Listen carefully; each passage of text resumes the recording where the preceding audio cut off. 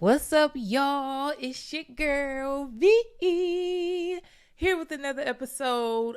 So this particular episode, as you can see in the title, is called Niggas in Memphis. Now you might be wondering, Veniece, why? Why is this called Niggas in Memphis? Well, I'll tell you, because somehow, some way, I seem to manage to always meet a nigga from Memphis who wants to play me his mixtape. And they all have been shot at least 3 times. Minimum 3. 1, 2, 3. Don't know what it is. I don't know what about my face says, oh my God, she loves niggas from Memphis with mixtapes that been shot at least 3 times. And it's at the most random places. Like, so I'm going to break down in this episode to y'all a few stories. So let's go into story time with V. The first guy I'm going to tell you about, right? This was the first time this happened to me. Last year, I lived in Atlanta during the summer, right? I was staying in Buckhead. And yeah, just living my best life. So while I was there, I almost got scammed. I'm going to save that for a different story time because I am convinced that Atlanta is the city of scammers. There's more scammers in the city of Atlanta than entire continents. I'm convinced of it. So I'm just going to move on. We'll save that for another day. But anyway, so after I realized I've been scammed and have to figure out my way home because the tour never happened, I walked to the nearest metro station. As I'm walking there, I realized, oh shit, I'm in the hood of Atlanta. Have no idea where I am.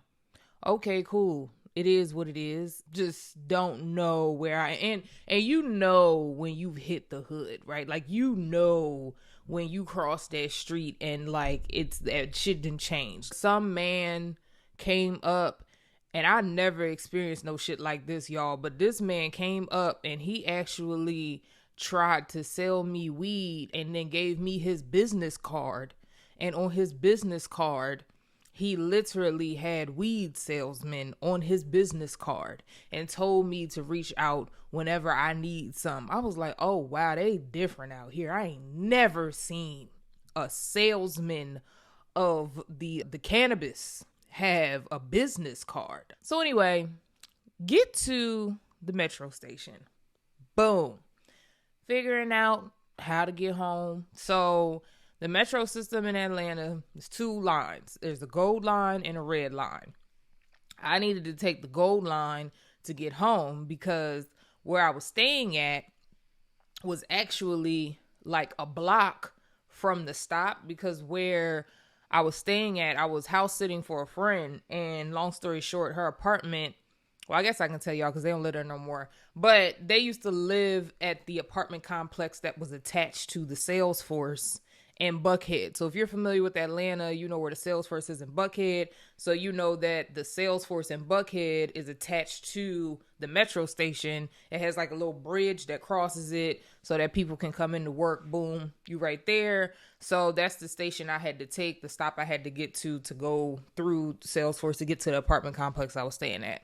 So I'm like, boom, take the gold, found my stop, good to go. So I walk in and immediately this guy comes up to me. I'm on the phone with my mom, you know, because I'm telling my mom about how trifling this heifer is that done left me out here in the streets of Atlanta with no transportation because she wanted to scam me.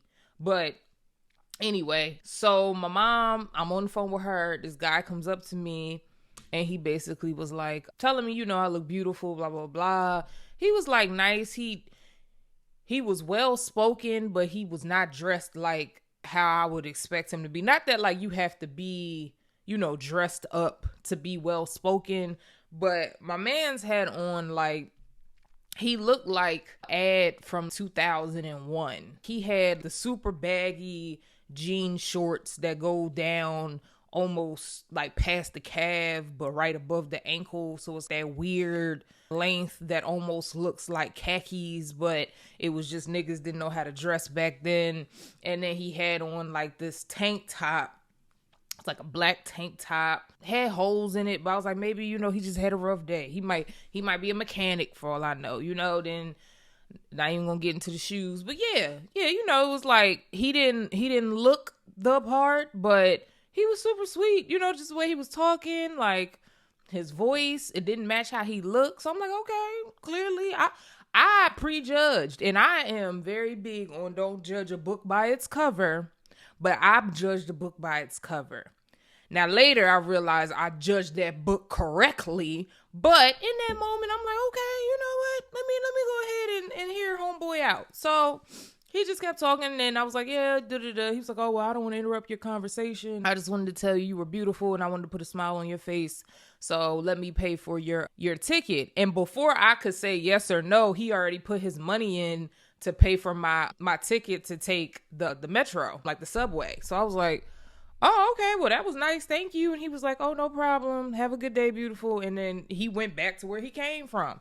So I'm like, okay, cool. So I walk upstairs to where you have to go to catch the subway. I'm still talking to my mom. My subway doesn't come for like another 10 minutes. So we just on the phone. I'm still venting to her about all this nonsense. And then he comes upstairs, right? Now, this should have been the first red flag for me. But at the moment, it wasn't, because I wasn't paying close enough attention. So he came back up the stairs, and the reason why this should have been the first red flag for me is because when I was walking into the station, he was walking like towards the exit to come out. So clearly he had come to his stop. Like we met at his stop, right?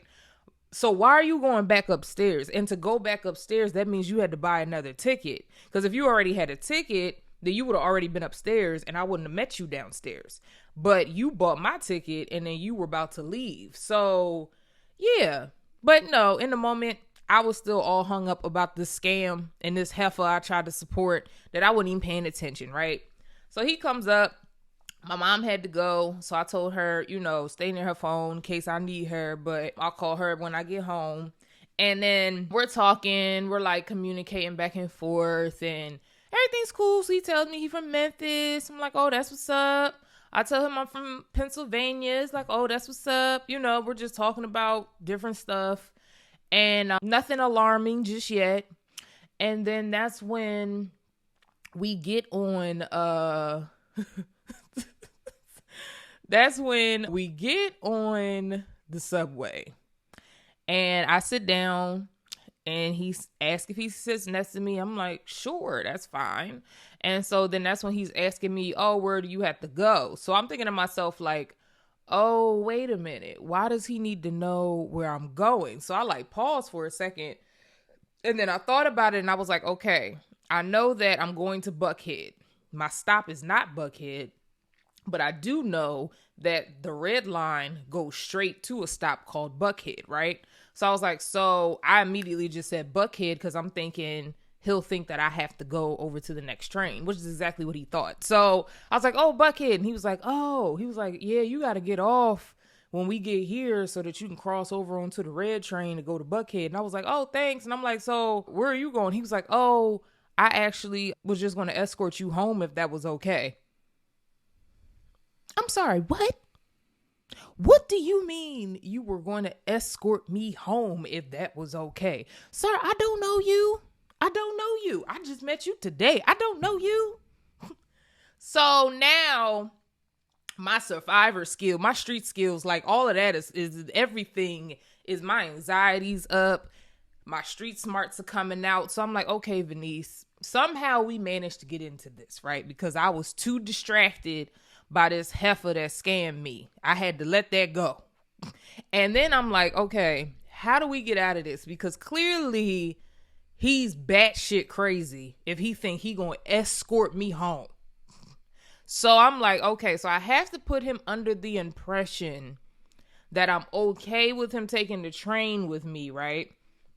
But I have to be very discreet on how I leave, Because if I leave a certain way, if I leave where my stop is, he's going to know where I live, or he might try to follow me off the train and figure out where I'm staying at without me noticing, right? So I had to be very discreet.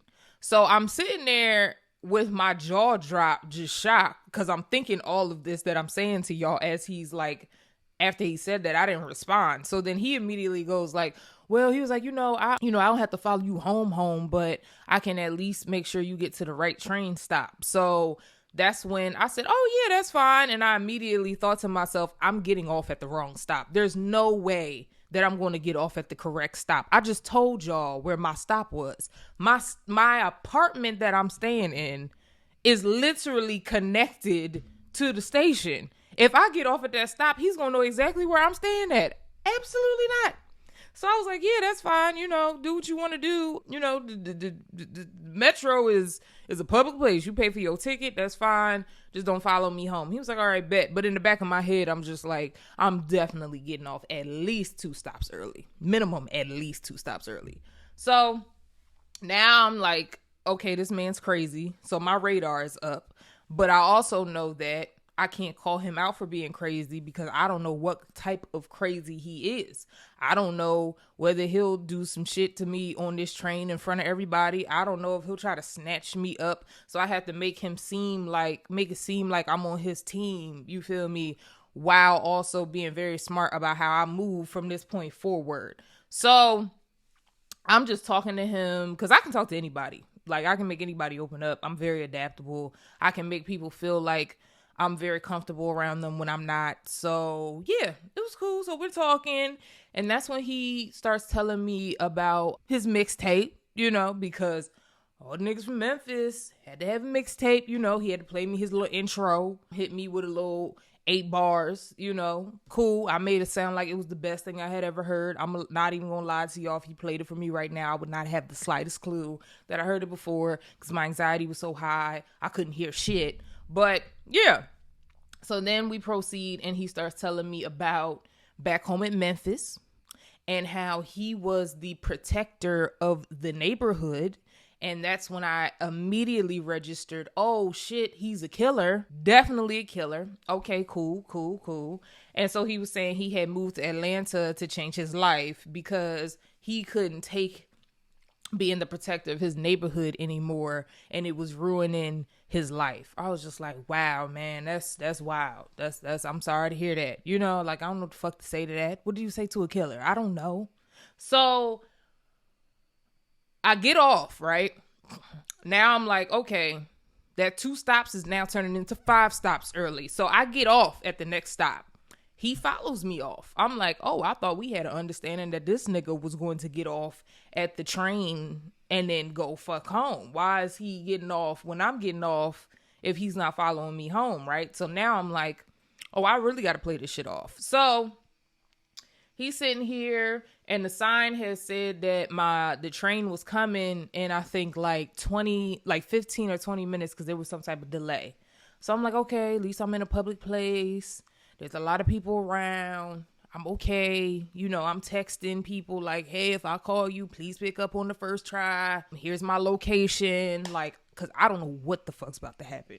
So as as he's basically following me around, again, I'm trying to make him feel comfortable because I don't want him to be alarmed at the fact that I am petrified right now. And I don't want to trigger him in a way to make him flip. You know what I'm saying? So yeah, so basically I'm just like making it seem like everything's cool, even though inside I'm having a mini stroke because what the fuck is going on, right? So proceed.